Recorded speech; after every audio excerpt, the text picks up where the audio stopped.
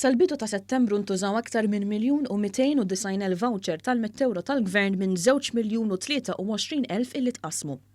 Din il-miżura tefat aktar minn 25 miljun euro fl-ekonomija Maltija. Dan intqal f'konferenza tal-aħbarijiet tal-Partit Laburista li kienet indirizzata mill-Ministru Michael Falzon u s-Segretarju Parlamentari Clayton Bartolo. Miżura oħra fil-pjan ta' riġenerazzjoni ekonomika kienet dik tat-taxxa tal-boll li niżlet minn 5% għal 1.5%. Dan fil-fatt wasal għal numru rekord ta' konvenji firmati għax-xiri ta' proprjetà bejn Ġunju sa' issa. Is-Segretarju Parlamentari Bartolo fakkar kif f'dan iż-żmien ta' sfida il-Gvern kien fuq quddiem biex ma jintilfux l-impjiegi u minn problema irnexxielu joħloq opportunità. Fil-waqt li ħaddieħor għamel 3 xhur jiddibatti fuq ħatra ta' kap ġdid. Dan kollu seħħ mingħajr ma l-Gvern sab spalla fl-oppożizzjoni, anke f'mument fejn suppost irrenjat l-għaqda nazzjonali. Fuq naħa għandna l-Partit Nazzjonalista li għal dawn l-aħħar 3 xhur jiddibatti kif ħajeleġġi kap u issa qed jipprova jlaħħaq mar-reżenji illi għandu wara dik l-elezzjoni tal-kap. Mill-banda l-oħra għandna Partit Laburista fil-Gvern li kompla jaħdem biex isostni lill-familji u lin-negozji Maltin u għawċin.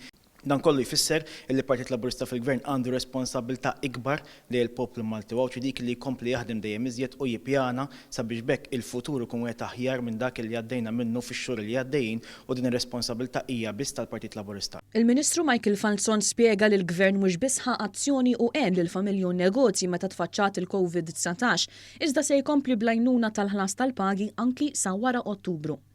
Fakkar ukoll kif Malta kienet fost l-ewwel pajjiżi fl-Ewropa li bdew jagħtu l-għajnuniet lil familji u negozji. F'għodex biss 45% tas-salarji totali kienu koperti mill-għajnuniet tal-ħlas tal-pagi u f'Malta din il-miżura kopriet 43%. B'kollox 20,000 kumpanija kisbet l-għajnuna minn din l-iskema u aktar minn 100,000 impjieg ġew salvati. Mal-għajnuniet li semmew diġà grazzi għal dan il-pjan ta' reġenerazzjoni ekonomika ta' 900 miljun euro, il-Ministru Falzon fakkar flotja ta' 2 miljun euro li djar tal-anzjani kollha. Irata wkoll suppliment ta' 250 euro għal kull familja li tirċievi l-in-work benefit. Nasib li mhux biss ħajkun budget ambizzjuż imma jrid ikun budget pożittiv.